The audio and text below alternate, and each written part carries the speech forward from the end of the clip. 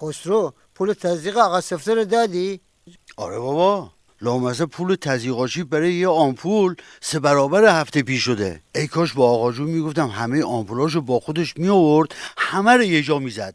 نمیشه که پسر جان، با که ماشین نیست که هوا رو یه جا بزنی. آمپول قربان تو برم. چه خبره؟ باز پشت سر من صفحه گذاشتین؟ نه والا، ذکر خیرتان بود. به به، چه لباد و گل انداخته آقا جان. معلومه آمپولش قوی بوده ها. تکه پرانی نکن پسر، تو که میدونی من از آمپول فراریم. آقا سفتر با سلامتی تزریق تموم شد؟ والا چه عرض کنم عمو جان، رفتم تو، دکتر سلام نکرده گفت برو بخواب بیام آمپولتو بزنم.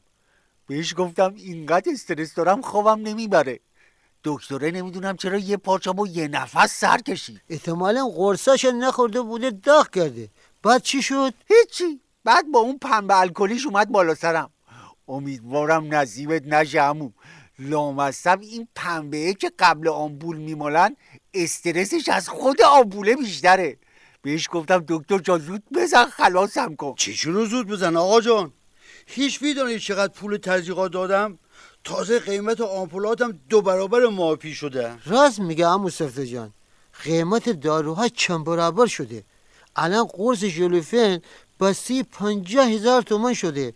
یعنی تو ایران سردردم گرون شده بدبختی. ای تو روحت مجتبی با اون پدر یخیت. بابا شما یادتون نمیاد قدیما همه چی با گلگاو زبون و سنبولتین درمون میشد. آقا جان راست میگه.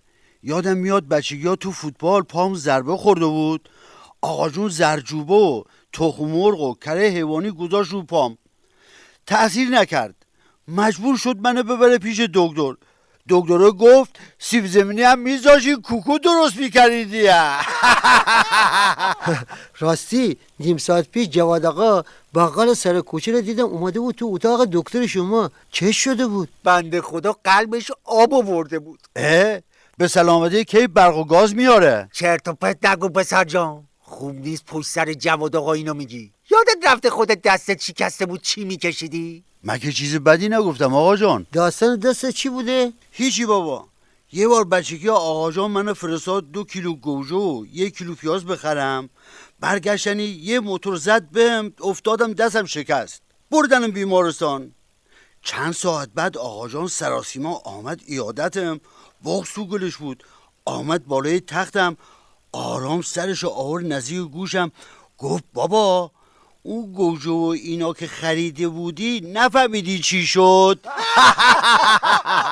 خب چی کار کنم بابا جان؟ آخون دست و بالمونو تنگ کرده، همه زندگیمون شده قصه نون آب خوردن.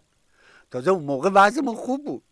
الان وضعیت مملکت یه جوری شده که صبح از خواب پا میشی باید اول خبرها رو چک کنی ببینی تا ظهر میتونی زنده بمونی یا نه. حالا این وسط فکر کن هزینه دوا درمونم بیفته رو دستت. خدا کنید دندون درد نصیبتون نشه. الان هزینه دندان پزشکی اونقدر بالاست که بعد از اینکه دندون تا درست کردی باید بری دکتر ارتوپد، چون کمرتون میشکنه. رفیقم میگه خرج دندان پزشکیش 50 میلیون شده. 50 میلیون تومن هزینه دندان پزشکی؟ به رفیقت بگو من 3 تومن میگیرم، قسطاتو میجوام میدم خدمتت. همه چیز که پول نیست پسر جان، اشتباه نکن. من همیشه وقتی مریض میشم با ارزشترین چیز دنیا رو سلامتی میدونم.